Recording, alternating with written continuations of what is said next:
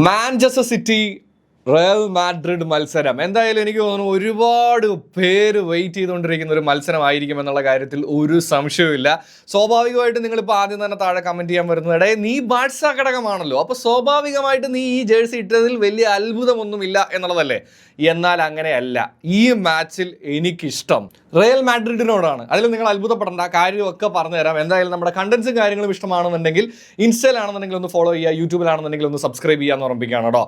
എന്തുകൊണ്ടാണ് ഞാൻ ഈ മാച്ചിൽ റയലിനെ സപ്പോർട്ട് ചെയ്യുന്നതെന്ന് വെച്ച് കഴിഞ്ഞാൽ I really wish Xabi Alonso to stay. എന്ന് വെച്ച് കഴിഞ്ഞാൽ പുള്ളി എനിക്ക് ഇഷ്ടമുള്ളൊരു കോച്ചാണ്. എന്ന് പറഞ്ഞു കഴിഞ്ഞാൽ പെപ്പിൻ്റെ അത്ര അല്ലെങ്കിൽ പെപ്പിനെക്കാളും മേളിലാണ് എന്നുള്ളതൊന്നും അല്ല കേട്ടോ. എനിക്ക് സാബി അലോൺസോയെ ഒരു ഇഷ്ടമാണ്.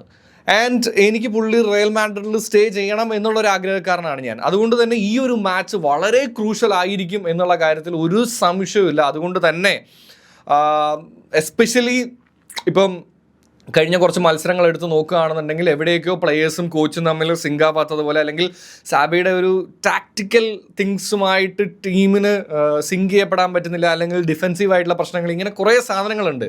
ഇത് ഇങ്ങനെ നിൽക്കുന്നതുകൊണ്ട് തന്നെ ചിലപ്പോൾ പുള്ളിയെ സാക്ക് ചെയ്യാനോ ഫയർ ചെയ്യാനോ ഒക്കെ ഉള്ളൊരു സാധ്യതകൾ ഇങ്ങനെ എയറിൽ നിൽക്കുന്ന സാഹചര്യമായതുകൊണ്ട് തന്നെ ഓണസ്റ്റ് ആയിട്ടും ഞാൻ സാബി അലോൺസോയുടെ പക്ഷത്താണ്. കാര്യം പുള്ളിയുടെ ഒരു കംബാക്ക് ഞാൻ ആഗ്രഹിക്കുന്നുണ്ട്. എന്ന് പറഞ്ഞാൽ എനിക്ക് സിറ്റിയോട് വെറുപ്പോ സിറ്റിയോട് ദേഷ്യം കൂടുതലോ അങ്ങനെ ഒന്നുമില്ല. I love city. പെപ്പെന്ന് പറഞ്ഞു കഴിഞ്ഞാൽ നമുക്ക് എല്ലാവർക്കും ഇഷ്ടമുള്ളൊരു ടീം തന്നെയല്ലേ.